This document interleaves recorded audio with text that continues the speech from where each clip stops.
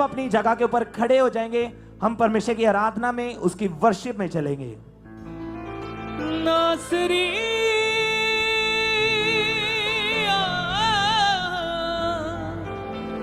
नासरिया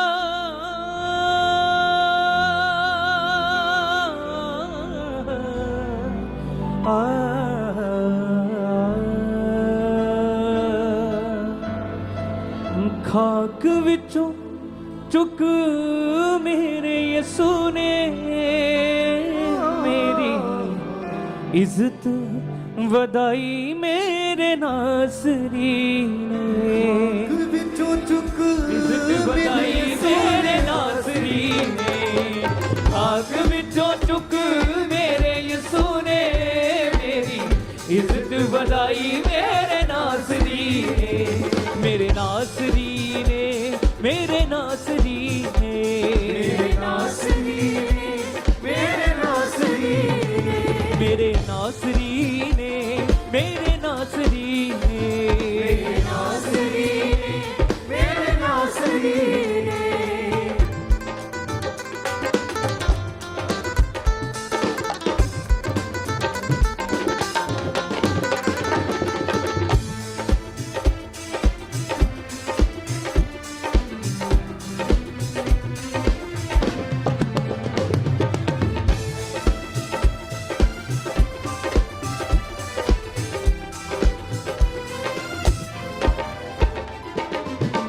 टुटिया जा रहिंदा सी ना यसू मेरे कोल सी, मेरी जिंदगी दा यसू वाजो ना कोई मोल सी, टुटिया जा रहिंदा सी ना यसू मेरे कोल सी, मेरी जिंदगी दा यसू वाजो ना कोई मोल सी, टुटिया जा रहिंदा सी ना यसू मेरे कोल सी, मेरी जिंदगी दा यसू वाजो ना कोई मोल सी, टुटिया जा रहिंदा सी ना यसू मेरे कोल सी, मेरी जिंदगी दा यसू वाजो ना कोई मोल सी, यसू महिमा लई मैनू चुनिया, यसू महिमा लई मैनू चुनिया, यसू महिमा लई मैनू चुनिया, यसू महिमा लई मैनू चुनिया, हर औखी कीती सौखी मेरे नासरी ने, खाक विचों चुक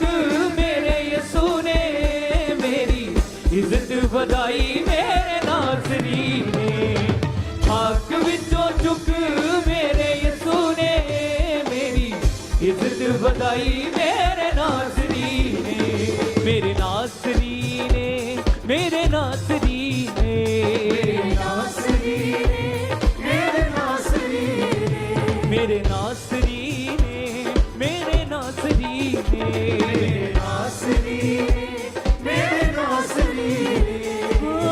दुख विच फसिया सी यसू मैनू कड्डिया, नाल नाल रेहा मेरे कल्लिया ना छड्डिया, तेरे वर्गा नहीं कोई ज़माने तेरे ही रहम दे सदका नहीं कोई ज़माने थे। यहोवा मेरे तेरे वर्गा नहीं कोई। खुदावन से बात करो। परमेश्वर, आज इस वचन को जो मैं सुनने जा रही हूँ, सीरियसली उसको मैं मानूंगा, उस पर चलूंगा, फलों को लेके आऊंगा, क्योंकि बाइबल कहती है आपने मुझे चुना, मैंने आपको नहीं चुना, आपने मुझे चुना और ठहराया कि मैं बहुत सा फल लाऊं। आपकी इच्छा है कि मैं बहुत सा रिजल्ट दूं खुदावन, गुड रिजल्ट, बेटर रिजल्ट और बेस्ट रिजल्ट दूं। आज मुझ पर अपना अनुग्रह, अपनी दया को करें, मैं आपके मकसद को इस जीवन में पूरा कर सकूं। प्रभु यीशु मसीह के पवित्र नाम में हम मांगते हैं, आमीन।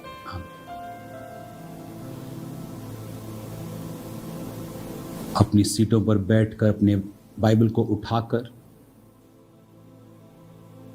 जो वचन परमेश्वर का आत्मा ने मुझे आपके लिए आज दिया है उसे हम ध्यान से सुनेंगे।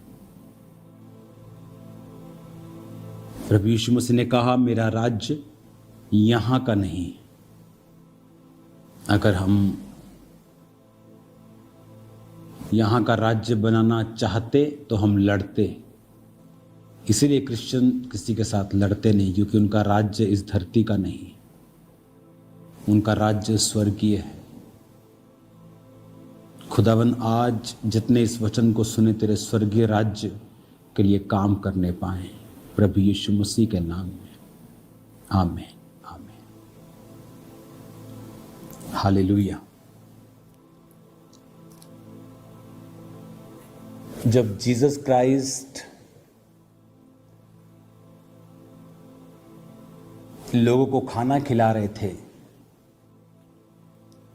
बाइबल कहती है प्रभु यीशु मसीह ने कुछ रोटियों और मछलियों से एक बार 5,000 पुरुष, अगर हम औरतों की बच्चों की गिनती मिला लें तो 20,000 के करीब हो, हम इसे कह सकते हैं।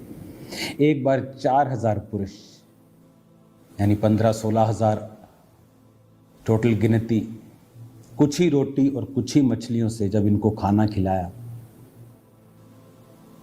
तो वचन ये कहता है कि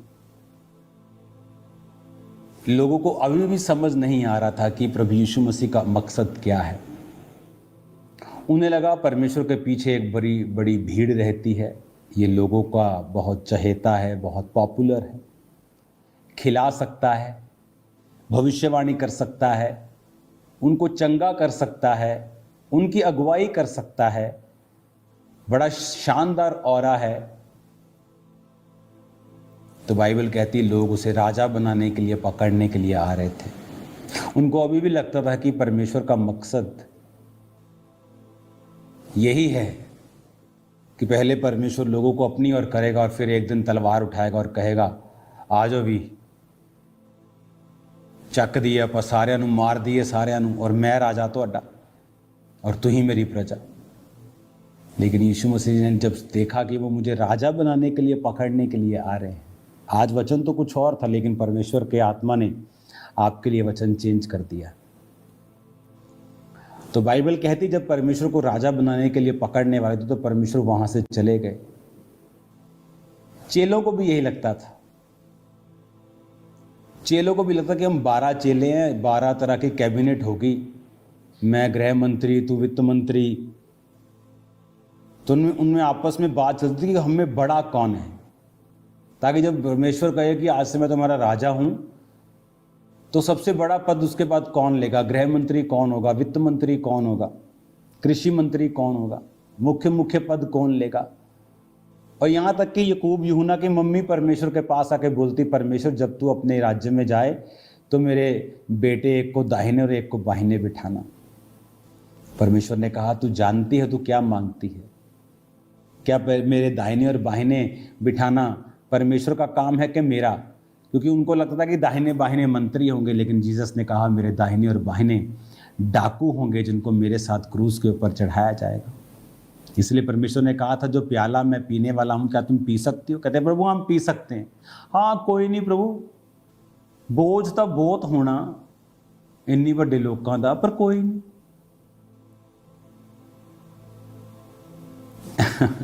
जिन लोगों को लगता है कि जब ये क्रिश्चियन बढ़ जाएंगे तो ये हमला कर देंगे, ये राजनीतिक उथल पुथल कर देंगे। जहां क्रिश्चियन मेजॉरिटी में है, अमेरिका में है, यूरोप में, इटली में, क्या कभी सुना है उन्होंने किसी हिंदू को जला दिया हो, किसी सिख को जला दिया हो? लेकिन आप पंजाब में सुनोगे पास्टर पे अटैक किया, किसी ने बाइबल को फाड़ दिया। उन्हें लगता है अभी हम ये 20% है और हम 80% है, शायद अभी कुछ कर नहीं रहे, लेकिन जब ये बढ़ जाएंगे, अरे भाई हम तो पूरी दुनिया में बढ़े हुए हैं, कहाँ नहीं है। अगर आप चाइना की डॉक्यूमेंट्रीज देखो तो 2030-40 तक वहां पे अमेरिका से ज्यादा क्रिश्चियंस होंगे, चाइना की बात कर रहा हूं। कभी चाइना को उसकी वीडियोस निकाल के कभी वहां के व्लॉग्स देखना। मोस्ट एडवांस कंट्री मानता हूं मैं दुनिया की उसको। आप हैरान हो जाएंगे उसका एक जो उसने एडवांस टेक्नोलॉजी वहां विकसित की है। और वहाँ सबसे ज़्यादा क्रिश्चियन होंगे इस दुनिया में। सबसे बड़ा देश क्रिश्चियन चाइना होगा आज से कुछ साल बाद, जहाँ हम ऑलरेडी मेजॉरिटी में हैं। कौन से कत्ल कर रहे हैं हम वहाँ पे? क्रिश्चियन दुनिया की एकमात्र कौम ऐसी है दुनिया की, जब ये कट्टर होती है तो मारती नहीं, मार खाना सीखती। जीसस ने कहा एक गाल आगे कर तो दूसरा गाल आगे कर, एक गाल पे मारे तो दूसरा गाल आगे कर। लेकिन जो कट्टर नहीं होते क्रिश्चियन, वो ऐसे काम करते हैं। लेकिन जो कट्टर हो जाते हैं, जीसस के साथ जुड़ जाते हैं, उन्हें मालूम है जीसस ने कहा यहाँ ये मेरा राज्य नहीं। मैंने आपको वीडियो दिखाई थी जहाँ एक धरती इतनी छोटी हो जाती है पूरे यूनिवर्स के सामने कि मैं उसको उंगली से भी ऐसे जितना छोटा कर दूंगा उससे भी कहीं अधिक छोटी होगी। जितना एक जीवाणु, एक एटम, एक बिंदी, एक पेन से एक डॉट लगा दोगे तो वो भी बड़ा है पूरे यूनिवर्स के सामने धरती। आपको लगता है कि इस डॉट के लिए परमेश्वर लड़ेगा?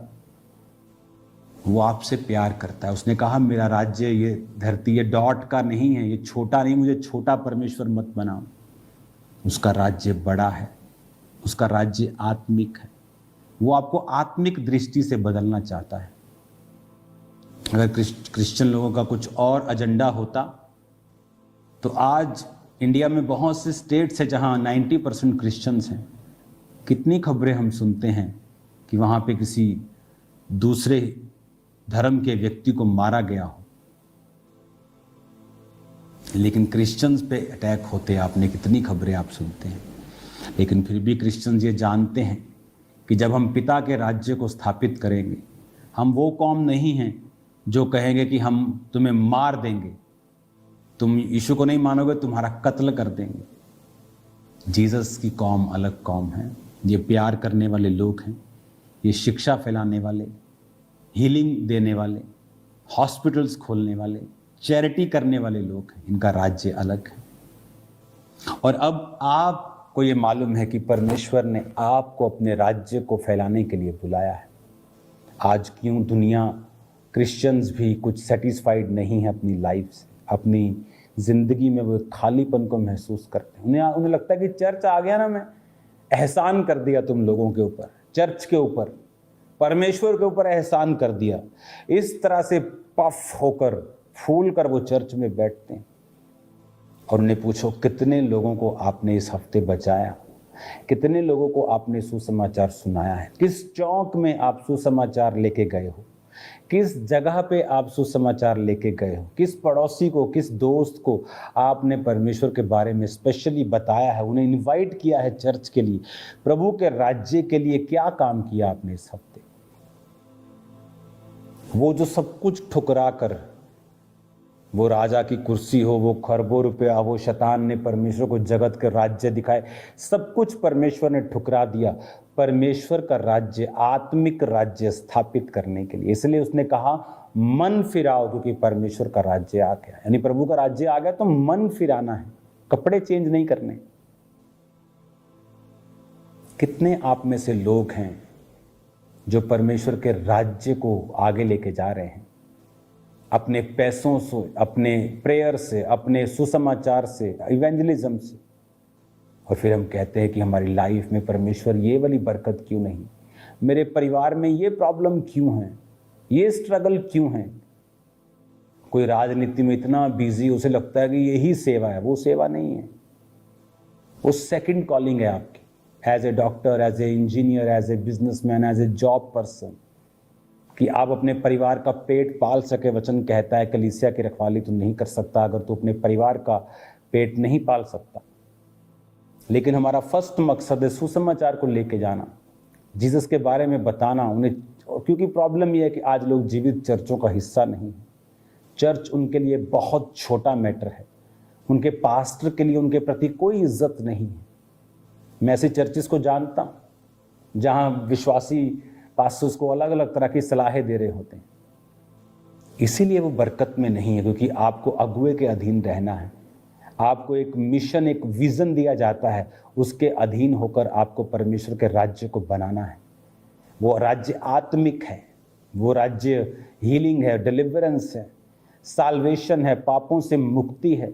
जीसस ने कहा, जब 38 साल के रोगी को चंगा किया, तो जब प्रभु यीशु मसीह भीड़ वहाँ इकट्ठी हो गई तो वहाँ से चले गए, और फिर जब उससे मिले तो कहा कि अब से फिर पाप मत करना। परमेश्वर ने नहीं कहा अब तो मुझे वोट डालना, परमेश्वर ने कहा फिर से पाप मत करना, ऐसा ना हो इससे भी भारी मुसीबत, इससे भी भारी मुसीबत तुझ पे आए।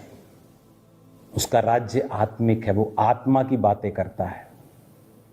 हालेलुया। जिसने इस जगत को बनाया, ऐसे प्लैनेट्स बनाए जो पूरी तरह से हीरे से बने हैं। ऐसे प्लैनेट्स है जहां हीरो की बारिश होती है, ऐसे प्लैनेट्स है जहां रूबीज की बारिश होती है। एक रूबी लेने चले जाओ ना असली वाली, तो millions dollars, $100 and thousands of dollars। ये इतना बड़ा जी 200 कैरेट का, 100 कैरेट का, 50 कैरेट का हीरा जी इतने मिलियंस का है, 2000 करोड़ का है। इससे बड़े बड़े हीरो की बारिश होती है प्लैनेट्स पे। पढ़ो किस प्लैनेट पे हीरो की, गूगल करो, आपको मालूम हो जाएगा। वो ऐसा परमेश्वर, सोने की सड़कें जिसने बना रखी हूं, लेकिन इस धरती पर वो हमारे चीज़ों को इस्तेमाल करता है। प्रिविलेज है कि हम पैसा बो सकते हैं, प्रिविलेज है हम प्रार्थना कर सकते हैं, प्रचार कर सकते हैं। स्वर्ग में प्रचार नहीं होगा, वहाँ सिर्फ न्याय होगा। वहाँ इधर या उधर, वहाँ कोई डिसीजन नहीं होगा, डिसीजन इसी धरती के ऊपर होगा। आपको प्रीच करना है, आपको लोगों को बताना है, आपको लोगों को प्रीच करना है, उन्हें जीसस के बारे में बताना है। आपकी पर्सनल प्रॉब्लम्स लाख रही होंगी, अभी भी होंगी, ये ख़त्म भी नहीं होंगी पूरी तरह से जब तक आप शरीर में हैं। लेकिन अगर आप जीसस क्राइस्ट के बारे में बताते जाएंगे, उसके राज्य को स्थापित करते जाएंगे, वो आपको स्ट्रॉन्ग करता जाएगा, ब्लेस करता जाएगा, परफेक्ट करेगा आपको। हालेलुया। और ये परमेश्वर का प्लान है आप लोगों के लिए कि आप उसके बारे में बताएं, आप जीवित चर्च का हिस्सा हो, आप प्रचार करें, आप लोगों को परमेश्वर के साथ ज्वाइन करें, जोड़ें, उन्हें बोझ रखें रूहों का, प्रार्थना करें लोगों के लिए, बोएं। जब हम यहाँ थे, गरीब थे, इंडिया में थे, तो वफादार थे। फॉरेन में चले गए, संडे थर्सडे भी, सैटरडे काम करके भी अभी भी हम टाइथ नहीं बोते, भवन नहीं आते, प्रार्थना नहीं करते। परमेश्वर क्या सोचेगा? उसके राज्य के लिए जो हमारे पास है हम उसे दें। अपना टाइम खुद निकलें, घर से एफर्ट करें, लोगों को प्रचार करें, बताएं। आज आपका प्रचार हो सकता फल ना लाए, जो आज आपने किसी को कहा 2 साल बाद वो फल ला सकता है, 6 महीने बाद फल ला सकता है। जिस जीसस क्राइस्ट ने मुझे बचाया, उसका वचन मेरे घर महीनों पहले आया था, और वो बाइबल मेरी फ्रिज पर पड़ी रही थी, उस पर मिट्टी पड़ गई थी, मुझे आज भी याद है। वो नीले रंग की छोटी सी बाइबल होती, लेकिन मेहनत व्यर्थ नहीं गई जिन लोगों ने मेरे घर पे वचन दिया।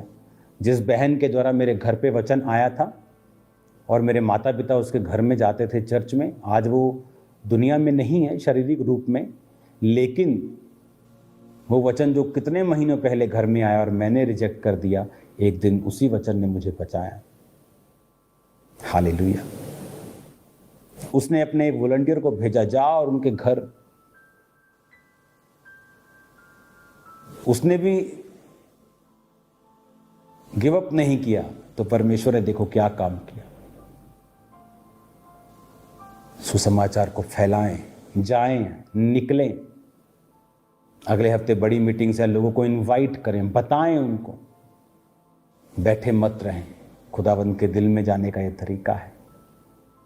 खुदावंद आपको बरकत दे, सामर्थ्य से भरे, सुसमाचार को सुनाने का आत्मा दे, रुकावटों को खत्म करे, आपको फाइनेंशियली ब्लेस करे, शारीरिक रीति से हील करे, आत्मिक रीति से बढ़ाए, इमोशनली हीलिंग आपको दे, डिलीवरेंस दे, यीशु के नाम में। आमीन, आमीन, आमीन। God bless you all.